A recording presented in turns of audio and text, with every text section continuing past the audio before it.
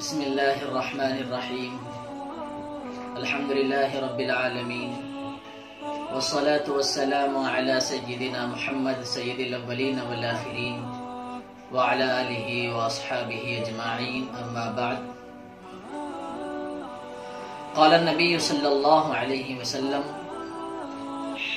خیر الناس من ينفع الناس او کما قال علیہ الصلاۃ والسلام۔ محترم سامعین کرام، بزرگوں، دوستوں، اللہ تعالیٰ نے انسان کو انسانیت کی خدمت کے لیے پیدا فرمایا ہے۔ جہاں اللہ نے اپنے حقوق بتلائے ہیں جس کو حقوق العباد کہا جاتا ہے، وہیں پر بندوں کے بھی حقوق اللہ تعالیٰ نے بتلائے ہیں جس کو حقوق العباد کہا جاتا ہے۔ بلکہ ہمارے دین میں اور اسلام میں، اسلامی تعلیمات میں حقوق العباد کی بہت بڑی اہمیت ہے۔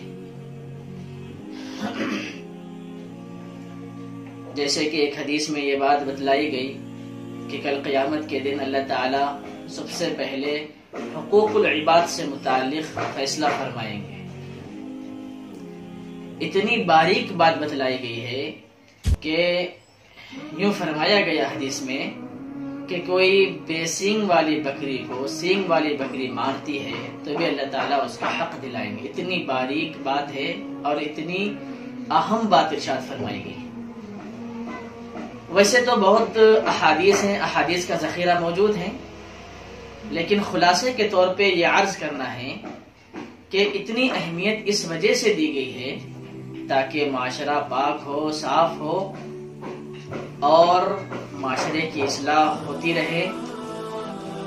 خاندانوں میں، قبیلوں میں، معاشرے میں، قوم میں، سماج میں، آپس میں، علاقے میں، بستی میں محبتیں قائم رہیں، عداوتیں ختم ہوں۔ اس وجہ سے ہمارے مذہب اسلام میں انسانیت کا درس دیا گیا، احترام انسانیت کا سبق پڑھایا گیا ہے۔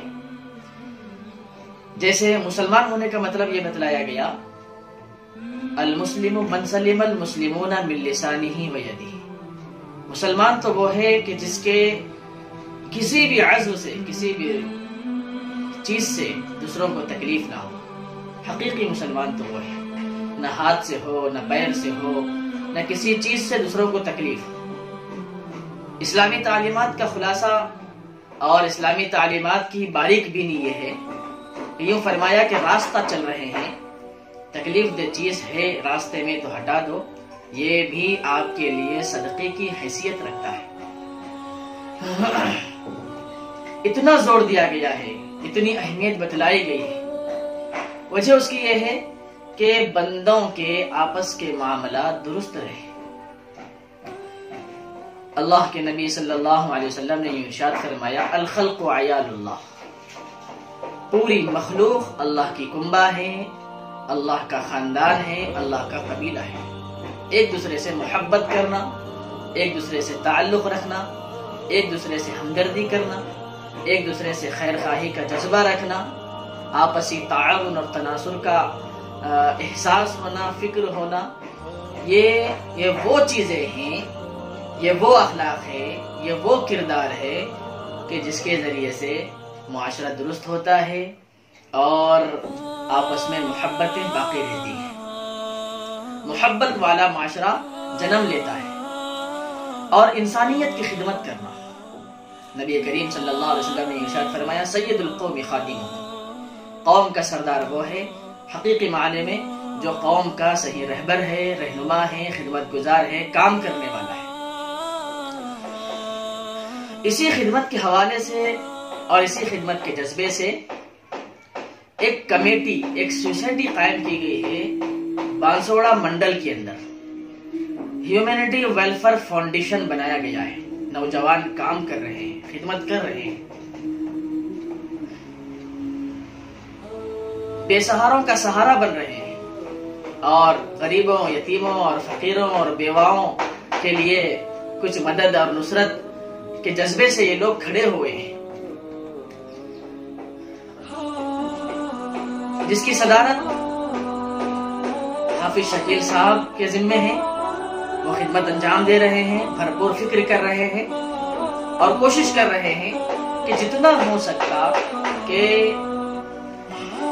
غریبوں کی مدد ہو، ان کے لیے راشن کا انتظام ہو، ان کے گھر میں بھی کھانے پینے کی چیزیں مہیا ہو، اور تحقیق کر کے، فکر کر کے، تلاشی لے کر، بڑی فکر اور کرب کے ساتھ اس محنت کو آگے بڑھاتے چلے جا رہے ہیں. جس کی سرپرستی مولانا رضوان صاحب قاسمی ناظم دارالعلوم بچکندہ، جس کے سرپرست ہیں، ذمہ دار ہیں، مختلف علماء کرام کی نگرانی میں، اور مختلف نوجوان عزم و ہمت کے ساتھ، حوصلے کے ساتھ اس کام کو لے کر الحمدللہ کھڑے ہوئے ہیں اور کر رہے ہیں، دن رات فکر میں ہیں. حال ہی میں راشن کا بھی انتظام کیا گیا تھا اور بہت سارے کام ہیں، اور یہ ایک بہت بڑا کام ہے، بہت اہمیت والا کام ہے. جیسے ایمرجنسی حالات آ جائیں، کہیں پر سیلاب آ گیا، کہیں پر کوئی گھر جل گیا، کہیں پر کوئی حادثہ پیش آ گیا، یا کہیں پر کوئی ناسازگار حالات پیش آ گئے، فساد وغیرہ ہو گیا، تو وہاں پر پہنچ کر محنت کرنا، کوشش کرنا، جسمانی اور مالی اس فکر کے ساتھ آگے بڑھنا، تاکہ لوگوں کے درمیان ایک میسج جائے، پیغام جائے، اور خاص طور پر بلا لحاظ مذہب و ملت، بلا لحاظ مسلک و مشرب، انسانیت کے اقدار کو سامنے رکھتے ہوئے کام کرنا اور محنت کرنا اور فکریں کرنا اور انسانیت کو پروان چڑھانا، یہ اسلام کا درس ہے، اسلام کا پیغام ہے. اس فکر کو لے کر یہ سوسائٹی قائم کی گئی ہے. یہ نوجوان محنت کر رہے ہیں، کوشش کر رہے ہیں. جیسے ہمارے نبی صلی اللہ علیہ وسلم نے ایک موقع پہ ارشاد فرمایا، انا وکافل الیتیم ہاکذا فی الجنہ، کہ میں اور جو ہے یتیم کی کفالت کرنے والا جنت میں اس طرح ہوں گے. یعنی آپ علیہ السلام نے اشارہ کر کے فرمایا کہ وہ آپ علیہ السلام کے ساتھ رہیں گے. میں خاص طور پہ اس موقع پر پورے لوگوں سے اور عوام الناس سے، خاص طور پر بانسوڑے کی عوام سے، لوگوں سے خواہش کرتا ہوں، گزارش کرتا ہوں کہ اس فاؤنڈیشن کا ساتھ دیں، اس کا تعاون کریں اور اس کے ہاتھ کو مضبوط کریں، اس کے شانہ بشانہ کھڑے ہو جائیں، دامے درمے سخنے اس کا جو ہے تعاون پیش کرتے رہیں، حسب استطاعت، حسب مالیت.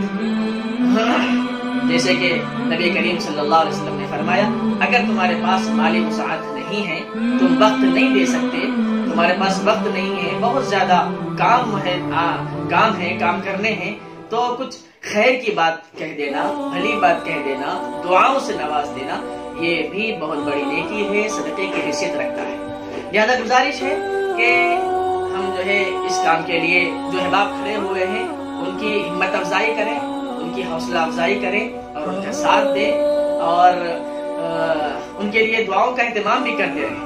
اور جو لوگ یہ کام کر رہے ہیں، الحمدللہ خوشی کی بات ہے. اور حافظ شکیل صاحب جو صدر ہیں وہ مبارکبادی کے مستحق ہیں. بہت بڑا بیڑا اٹھایا ہے اس دور میں، اور جس دور کے اندر ہم زندگی گزار رہے ہیں، سانسیں لے رہے ہیں، یہ نفرت والا دور ہے، عداوت والا دور ہے، فرقہ پرستی عام ہوتی جا رہی ہے، فتنے پھیلتے جا رہے ہیں، آزمائش کا دور ہے.